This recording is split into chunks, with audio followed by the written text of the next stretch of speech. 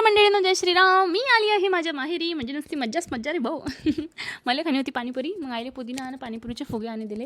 हे फुगे एकदम छान बनवून भेटतं आमच्या घराकडे. म्हटलं तू पाणीच बनवून असतं. मग आई पाणीपुरी बनवीन तिथपर्यंत आला पर्णिकाचा मामा. ट्रॅक्टर घिसन रे भाऊ. मसाला म्हटलं एक चक्कर मारियो. आणि पर्णिका न घाबरता मस्त एकदम फिरत होती ट्रॅक्टरवर, एन्जॉय करत होती. मग आम्ही आलो घरी आणि जेवणाचं बनवून सगळं रेडी होतं. सगळेजण जेवणालाच बसले होते. पर्णिका झोपेल होती आणि ते पाणीपुरी पैसा असं वाटत होती की कवा मी हे खाईन.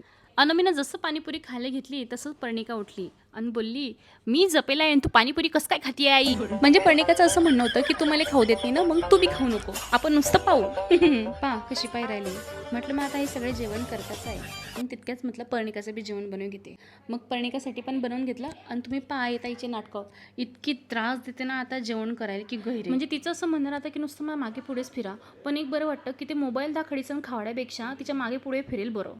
मग तिला खाऊ घातलं, थोड्या वेळ खेळवलं. तिथपर्यंत सगळं आवरून झालं होतं. सगळे झोपे बी गेले होते. आणि फायनली पर्णिका झोपल्यावर मी ही पाणीपुरी खाल्ली.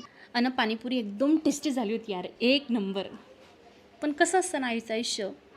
ठीक आहे, आवडते मला, आय लाईक इट.